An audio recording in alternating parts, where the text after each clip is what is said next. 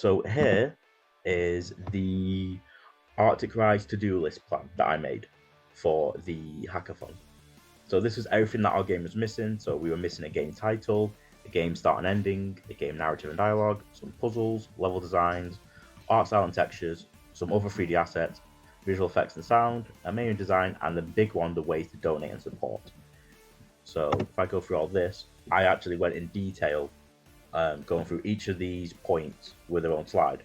So for the game title, we did a poll and a team vote for these three names being Trashy Fish, Dirty Waters, and Trash Blaster.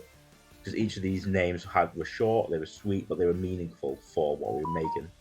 And in the end, we decided I led to a vote for the team, and the votes came in, and it was Dirty Waters won. So we named the game Dirty Waters. With game start and ending, we had the ideal start of the game, would be a pop-up window explaining the story of the game to the player. The anglerfish basically needing help cleaning the ocean because there's so much trash and rubbish everywhere. And the game starts with the player controlling the fish, which can go around picking up trash for the fish to shoot with its laser. And for the ending, after the player solves each level, it goes into the final level where there's just too much trash. There's so much, it's just burying the fish. The poor little fish is getting crushed to death by the trash. And that's when a pop up window shows up saying, "There's too much. We need you and your help to donate." And after that, we have a donate button appears. So that was the game start and the ending. For the narrative and dialogue, I'm not going to read all this because there's a lot, but these are some. This is basically the slide to help show what we need for a narrative point of view, because the brief of the game was we wanted a narrative experience. We didn't want just a random game. It needed to be meaningful and to tell something and to help. And as it's a game to help fundraise and support Arctic Rise, I believe this was very important. So I did a lot of work into what the fish could say, talk about all the messages, and yeah. Then we have the puzzles, which I designed myself, and those are my drawings there. So we got the trash one where it's just stuck in some reefs. So not all these puzzles were implemented due to time constraints and this, that, and the other, but we did. The fact that I put the work in, and it really helped the team see what we could do and what we couldn't do.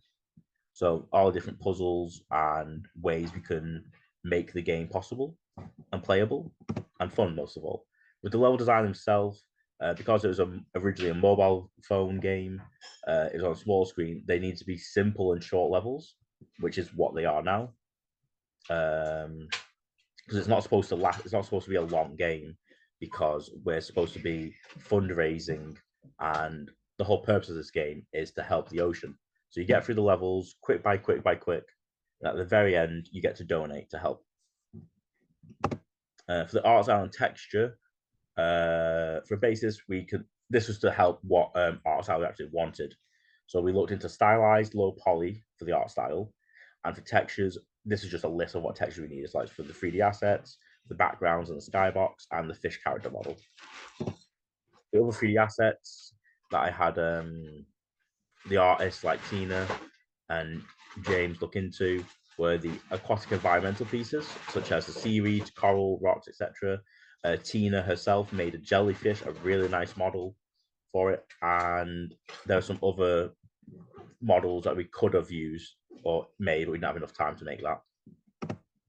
For VFX and sound, we needed special sound effects, like the laser and the anglerfish to shoot and destroy the trash. We also need sound effects. We need sound effects for both of these, as well as the actual visual effects and background music, which we sorted that.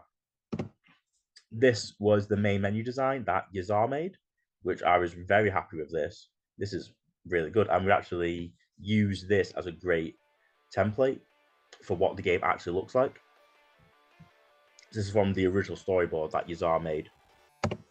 And for the ways to donate and support, we had decided for a button or a link to a donation site. And I know Arctic Rise, the higher ups, are looking into making the donation page for that. But yeah, this was the plan that I made that really helped everyone get grounded. knowing what to do, where to do it, and how so. I definitely think this contributed a lot to the team, as well as me, obviously, talking to all the members, communicating effectively and efficiently with everyone, make sure everyone's staying on track. And yeah, so that was my portion of what I did for the hackathon.